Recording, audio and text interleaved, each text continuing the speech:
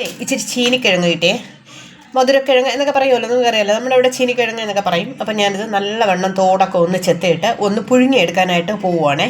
അപ്പോൾ എല്ലാവരും പറയും ഈ ചീനിക്കിഴങ്ങിൻ്റെ തോടൊന്നും ചെത്തണ്ടെന്ന് പറഞ്ഞു. പക്ഷേ ഇത് നമ്മൾ മാർക്കറ്റിൽ നിന്ന് വാങ്ങുന്നതായതുകൊണ്ട് തോടൊക്കെ ഒന്ന് ചെത്തിക്കളയാമെന്ന് വിചാരിച്ചിട്ട് ഞാനിത് നല്ലവണ്ണം ഒരു പീലർ വെച്ച് തോടൊക്കെ നല്ലവണ്ണം ചെത്തി എടുത്തിട്ടുണ്ട്. എന്നിട്ട് ഞാനത് ഇതേപോലെ ഞാനൊന്ന് കട്ട് ചെയ്തെടുത്തിട്ടുണ്ട്. ഇനി ഇത് ഒന്ന് പുഴുങ്ങിയെടുക്കാനായിട്ടാണ് പോകുന്നത്. അതിന് വേണ്ടിയിട്ട് ഒരു പാത്രത്തിൽ ഇച്ചിരി വെള്ളമൊക്കെ വെച്ചിട്ട് ഞാനൊന്ന് എടുക്കട്ടെ. ഇച്ചിരി വെള്ളമൊക്കെ എടുത്തിട്ട് ഞാൻ എടുത്തിട്ടുണ്ട്. അപ്പോൾ അതിന് കൂടെ തന്നെ ഒരല്പം ഉപ്പും കൂടെ ഒന്നിടാം. ഉപ്പ് കൂടെ ഇട്ട് ഒന്ന് മിക്സ് ചെയ്തതിന് ശേഷം ഒന്ന് നല്ലവണ്ണം ഒന്ന് പുഴുങ്ങിയെടുക്കാം. ഇല്ലെങ്കിൽ ഇത് പുഴുങ്ങി ഇതിന് വെള്ളമൊക്കെ മാറ്റിയതിന് ശേഷം വേണമെങ്കിൽ നമുക്ക് ഉപ്പിടാം. ഞാനിപ്പോൾ ഉപ്പ് ആദ്യമേ തന്നെ ഞാനൊന്ന് ഉപ്പ് ഇട്ടിട്ടുണ്ട്. പിന്നെ ഇതിന് വെള്ളം കുറച്ച് മതി. ഒരുപാട് ഈ കപ്പയ്ക്കൊന്നും ഉള്ളതുപോലെ ഒരുപാട് വേവൊന്നുമില്ല. ഇതിന് ഒരു 3-4 മിനിറ്റ് തിളയ്ക്കുമ്പോൾ തന്നെ ഇതൊന്ന് വെന്ത് കിട്ടും. അതുകൊണ്ട് ഞാൻ അപ്പോൾ തന്നെ ഉപ്പും കൂടെ ഇട്ട് ഞാനിതൊന്ന് വേവിക്കാനായിട്ട് വയ്ക്കട്ടെ. വേവിക്കാനായിട്ട് വെച്ചിട്ടുണ്ട്. അപ്പോൾ ഇതൊന്ന് അടച്ചിടാം. 3-4 മിനിറ്റ് വേവുമ്പോൾ തന്നെ ഈ മധുരക്കിഴങ്ങ് അല്ലെങ്കിൽ ചീനിക്കിഴങ്ങ് നല്ലവണ്ണം വെന്ത് കിട്ടും. അതൊന്ന് വേവട്ടെ.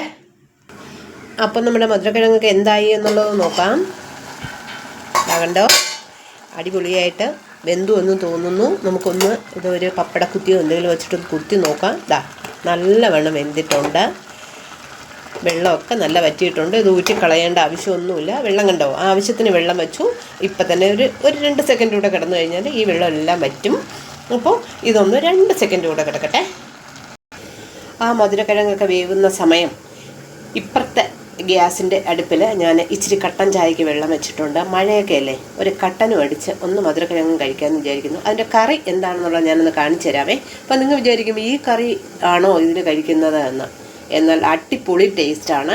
ഞാനത് കാണിച്ചു തരാം. ഒരു മിനിറ്റ്. ആദ്യം ഈ കട്ടൻ ചായ ഒന്ന് തിളച്ച് വരട്ടെ. അങ്ങനെ നമ്മുടെ മധുരക്കിഴങ്ങ് നല്ലവണ്ണം വെന്തിട്ടുണ്ട്. വെള്ളമില്ല, ഇത് ഇരുന്ന് തന്നെ പറ്റിയിട്ടുണ്ട്. ഞാനിതൊന്നും ഊറ്റിക്കളയോ ഒന്നും ചെയ്തിട്ടില്ല. ഉപ്പും എല്ലാം കറക്റ്റായിട്ടുണ്ട്. ഇനി അപ്പോൾ കട്ടൻ ചായയും കൂടെ ഒന്ന് തിളച്ച് വരട്ടെ. അങ്ങനെ നമ്മുടെ മധുരക്കിഴങ്ങെല്ലാം ഞാനൊരു പാത്രത്തിലോട്ട് മാറ്റിയിട്ടുണ്ട്. ഇതിൻ്റെ കറി എന്താണെന്ന് അറിയണ്ടേ?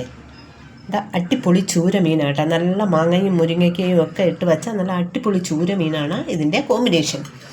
അല്ലെങ്കിൽ കുരുമുളകും ഉപ്പും കൂടെ പൊടിച്ചെടുക്കാം, ഇല്ലെങ്കിൽ പച്ചമുളക് എടുക്കാം. പക്ഷേ എനിക്ക് ഏറ്റവും ഇഷ്ടം ഈ മീനാണ് കേട്ടോ. മീനും മധുരക്കിഴങ്ങും കൂടെ നിങ്ങൾ കഴിച്ചിട്ടുണ്ടോ? കഴിച്ചിട്ടില്ലെങ്കിൽ ഒന്ന് കഴിച്ചു നോക്കണം കേട്ടോ. അടിപൊളി ടേസ്റ്റാണ്.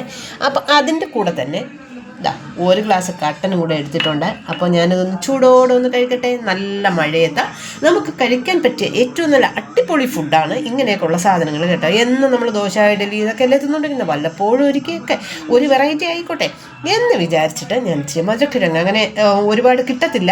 ഇപ്പോൾ അതിൻ്റെ സീസൺ അല്ല, എന്നാലും എനിക്ക് മധുരക്കിഴങ്ങ് കിട്ടി. അതുകൊണ്ടാണ് ഞാനിത് ഉണ്ടാക്കിയത്. അപ്പോൾ ഉണ്ടാക്കിയപ്പോൾ നിങ്ങളെ കൂടെ ഒന്ന് കാണിച്ചു തരാമെന്ന് വിചാരിച്ചു.